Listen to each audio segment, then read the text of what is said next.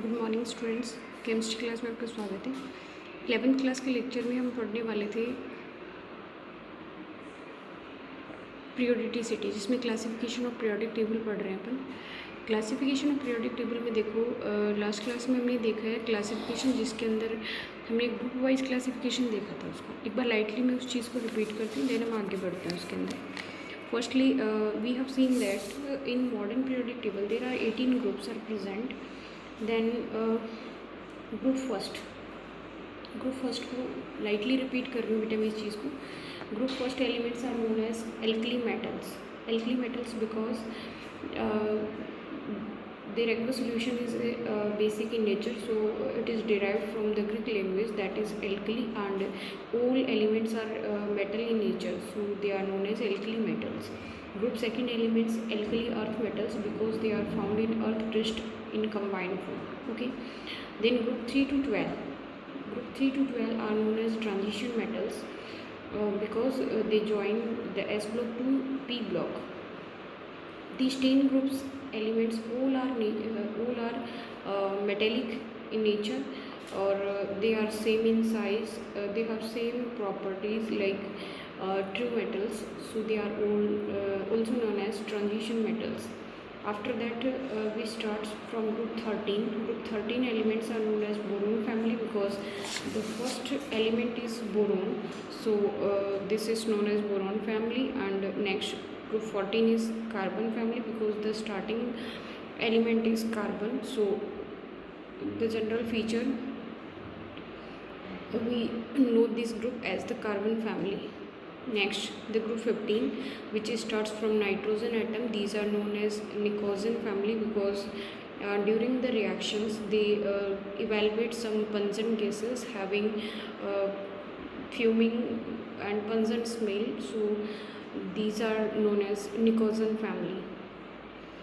Unpleasant smell होती है, fuming gases होती हैं. Okay, group 16 elements chalcogen family because all are the Greek words. Here chalcogen means होता है ore formation. Due to ore formation, because almost ores are found in sulfide form, in oxide form, etc., so these are also known as chalcogen family. Next one is the group 17. Group 17 is known as halogen family because due to salt formation, this group is known as halogen family. And in last group 18, that is known as inert gases or noble gases or zero group or lighter gases भी बोल सकते हो, because their reactivity is very few because their electronic configuration is fully filled. They do not show reactivity in any rare cases, but some elements form some compounds like a xenon, but their compound are very rare. Okay, next we see some properties of periodic table. In this periodic table was arranged according to increasing order of atomic number or electronic configuration. Yes, Henry Moseley proposed a relation between the particles. Henry Moseley proposed a relation of periodicity of the elements on the basis of atomic number because the Mendeleev's periodic table was based on atomic mass. That was the wrong base because we can't arrange the all elements on basis of atomic mass. So the original base of the modern periodic table, that is the increasing order of atomic number. Other words, you can say that all elements are arranged in increasing order of electronic configuration. Means this periodic table is arranged on the basis of Bohr-Bury scheme. Bohr-Bury scheme means principal quantum number which is correlated with the energy levels, and we know that the electrons are filled according to increasing order of energy. So both means are same. You can say that elements are arranged in increasing order of their atomic number, or you can say that the elements are arranged in increasing order of their energy level or electronic configuration. As we move from left to right, then a orbital will be same, then the principal quantum number will be same, but the number of electrons will be increases, and till last group the orbital will be fully filled. Okay. Next, due to the fulfilled electronic configuration, they kept in last Yes. Due to fulfilled electronic configuration, they kept in last. Yes. The group 18 elements.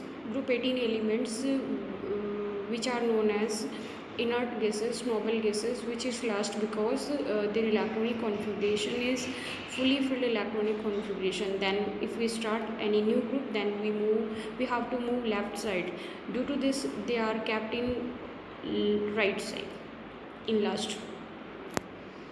Elements having the same physical and chemical properties is present in same group and different elements in different group. Yes, in this periodic table there is no major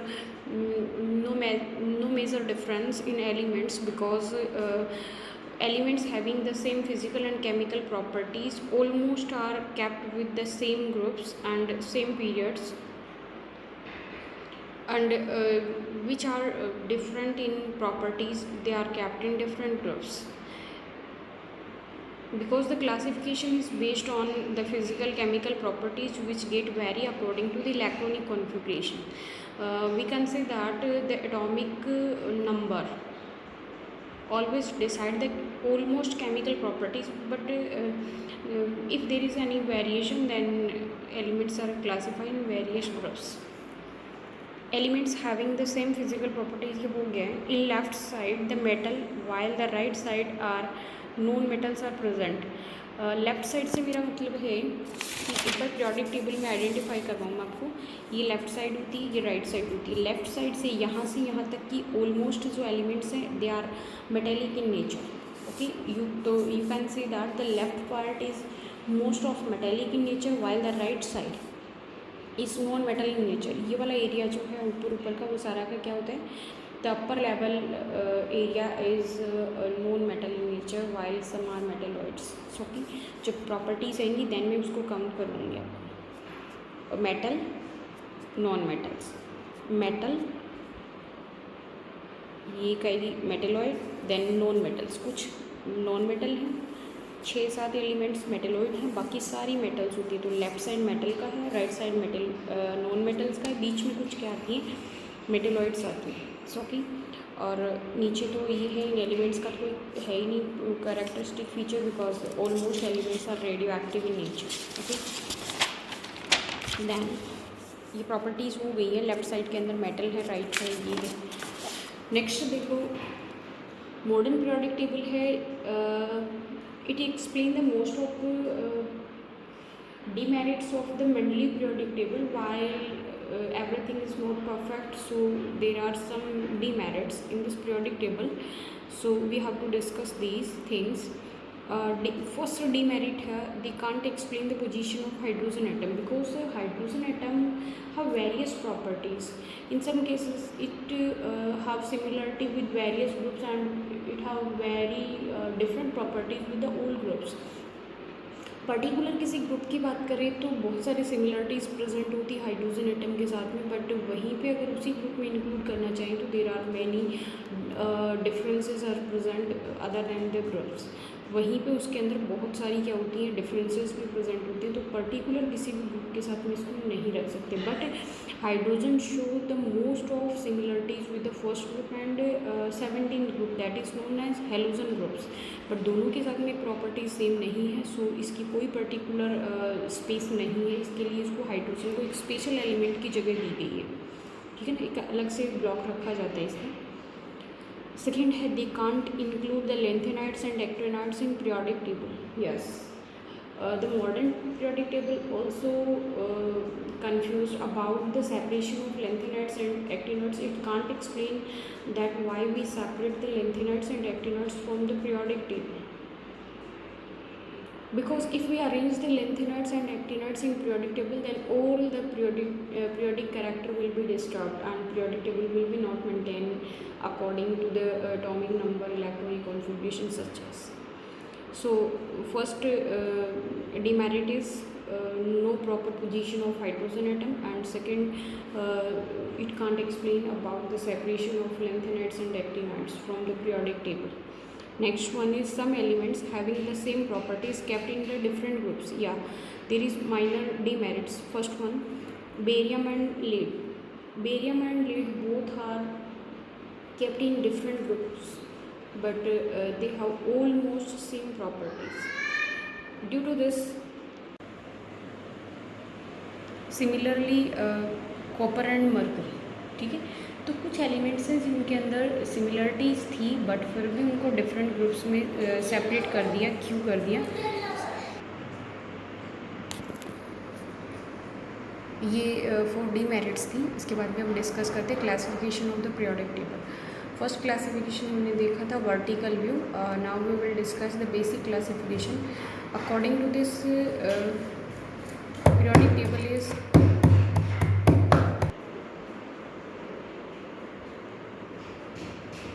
classification of periodic table. इसमें classification हम periodic table को ये पढ़ेंगे कि basically periodic table है उसको कितने parts में डिवाइड किए हैं। तो basically the periodic table was classified in 4 parts: S block, T block, D block and F block. Lightly हम देख चुके हैं S block group first and second elements are combinedly known as S block elements. Then P block group 13 to group 18 elements are known as P block elements. Then D block elements in this from group 3 to 12. And after that we discussed that the 14 elements which comes after lanthanum are known as lanthanoids, or 14 elements which comes after actinium that is called actinoids. ये basic classification है जो चलता है आप लोगों की। तो 1 bye 1 में ये डिस्कस करती हूँ आप लोगों के साथ में। Firstly we have to start S block elements in which the last electron is filled in s orbital. In this there are only 2 groups are included in this, ठीक है। कि एलिमेंट्स जिनके अंदर लास्ट इलेक्ट्रॉन s ऑर्बिटल में field होगा। तो हमने जो सेकंड चैप्टर है उसमें देखा है कि एस ब्लॉक के अंदर एक ही ऑर्बिटल होते हैं, एक ही सब शेल होता है जिसके अंदर एक डिब्बे में 2 इलेक्ट्रॉन आते हैं। तो फर्स्ट ग्रुप के अंदर फर्स्ट NS1, सेकंड ग्रुप के अंदर NS2, ठीक है। तो इसमें 2 ही ग्रुप इंक्लूड होते हैं, ग्रुप फर्स्ट और group second elements. The general electronic configuration is NS, यानी 1s, 2s, 3s, 4s, 5s, 6s, 7s, because there are only 7 periods. तो ये जो काउंटिंग है हमारी n वाली वैल्यू 7 तक चलती जाती है। फर्स्ट लाइन के जो एलिमेंट्स हैं उनमें NS में फर्स्ट इलेक्ट्रॉन भरा जाएगा, सेकंड वाली लाइन आएगी उसके अंदर NS2 हो जाएगा। तो इसका इलेक्ट्रॉनिक कॉन्फ़िगरेशन क्या होता है? NS फ्रॉम 1 to 2, 1 से 2 तक। ग्रुप फर्स्ट को हम बोलते हैं अल्कली मेटल्स और ग्रुप सेकंड को हम बोलते हैं अल्कली अर्थ मेटल्स। ये पहले आ चुके हैं। अल्कली मेटल और अल्कली अर्थ मेटल डिराइव कहाँ से हुआ है, क्यों बोलते हैं, इसका कोई खास वो नहीं करना है दोबारा से। तो एस ब्लॉक एलिमेंट्स जिनके अंदर लास्ट इलेक्ट्रॉन एस ब्लॉक में फिल होता है, 2 ग्रुप्स इसके अंदर इंक्लूड है, ग्रुप फर्स्ट और group second. General electronic configuration आता है group first to group second. कुछ लोग इसमें लिखते हैं कि देयर आर 14 एलिमेंट्स, तो आप काउंट कर सकते हो। 13 एलिमेंट्स आते हैं इसके अंदर, किस ग्रुप से लेकर के कहाँ तक के, तो आप वो भी लिख सकते हो इसमें, ठीक है। Second P block elements.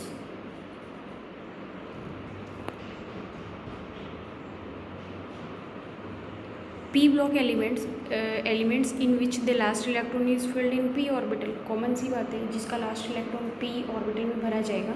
एक बार के लिए आप ये देखिए, जो p ऑर्बिटल होता है उसमें ब्लॉक कितने आते हैं?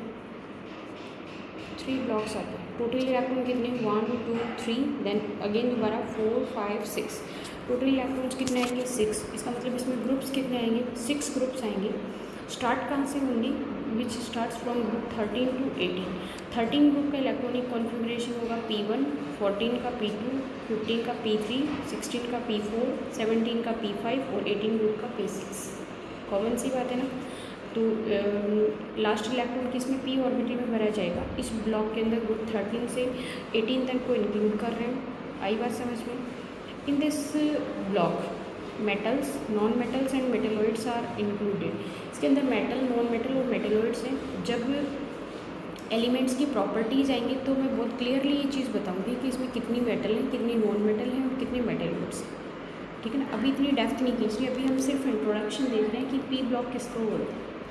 The general electronic configuration is, her orbital के अंदर एस से स्टार्ट होता है। तो NS2 कंप्लीट हो गया क्योंकि S ब्लॉक से आएंगे। उसके बाद में NP 1 to 6, अगर 13 का है तो 1 2 3 4 5 6 तक जाएगा, जो हमने देखा ही है ना। तो इसका जनरल इलेक्ट्रॉनिक कॉन्फ़िगरेशन हो जाएगा NH2 NP 1 to 6, ठीक है। अगला देखिए, नेक्स्ट है D ब्लॉक एलिमेंट्स। तो कॉमन सी बात है इसमें, देखो एक खास बात ये है, elements in which the upcoming last electron is filled in n-1d orbital. देखो इलेक्ट्रॉनिक कॉन्फ़िगरेशन पढ़ाते टाइम मैंने आप लोगों को एक चीज़ बोली थी कि इलेक्ट्रॉनिक कॉन्फ़िगरेशन के टाइम में आपको ये चीज़ ध्यान रखनी है कि जब आपने n+l रूल पढ़ा था या फिर ऑक्टोबॉक प्रिंसिपल पढ़ा था, तो उसके अंदर 4s से पहले 3d में इलेक्ट्रॉन भरे गए थे। मैंने वहाँ पे क्वेश्चन भी पुट किया था, why we fill the electron in 4s before 3d। तो उसका रीज़न यही था, एनर्जी लेवल 4s का कम होता है 3d की वजह। तो यहाँ पे जब इलेक्ट्रॉन अगर 4 सेल चल रहा है तो n-1d में भरा जाएगा। उसका रीज़न ये होता है due to higher energy of n-1d orbital than ns orbital. तो इसके अंदर n-1d ऑर्बिटल में भरा जाएगा। तो आप लोगों के पास में सीरीज आएंगी D ब्लॉक के अंदर। D ब्लॉक में हम ग्रुप 3 से 12 तक इंक्लूड करते हैं, क्योंकि जो D ऑर्बिटल होता है उसकी शेप क्या होती है, 1 2 3 4 5। एक ऑर्बिटल में 2 इलेक्ट्रॉन थे, टोटल कितने 10 इलेक्ट्रॉन आ जाएंगे। इसका मतलब इसमें ग्रुप 10 होनी चाहिए। फर्स्ट वाले में D1 D2 D3 D4 D5 D6 D7 D8 D8 9 और D10 तक की हो जाएंगे। तो हम स्टार्ट करते हैं ग्रुप 3 to 12 तक आते हैं। D1 से शुरू होता है और 12 का क्या होता है, D10 तक का होता है। तो इनके अंदर जो जनरल इलेक्ट्रॉनिक कॉन्फ़िगरेशन होगा वो क्या होगा, NH2 NP NH2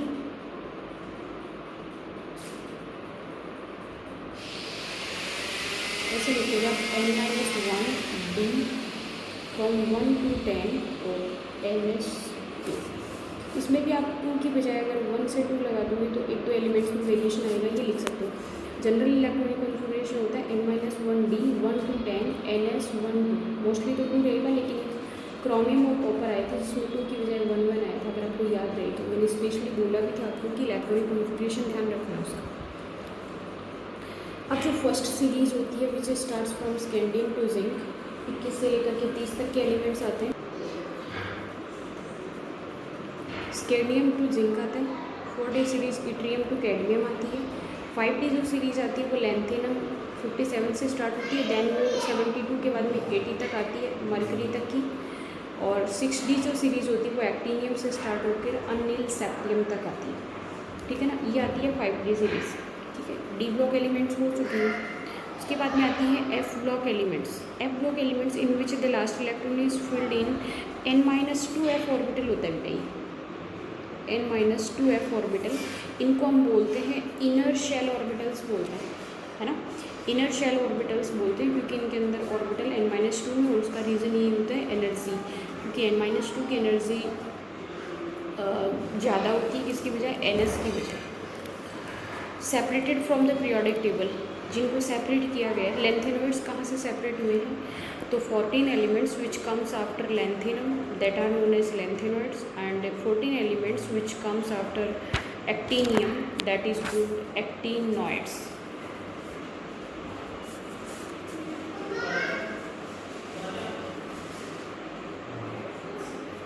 that are called actinoids, ठीक है। आज का जो क्लासिफिकेशन था उसके अंदर मैंने आपको ये बताया है कि एस ब्लॉक एलिमेंट्स क्या है, पी ब्लॉक एलिमेंट्स क्या है, डी क्यू है और एफ क्यू है। एस ब्लॉक में कितने आएंगे, फर्स्ट एंड सेकंड ग्रुप आएंगे।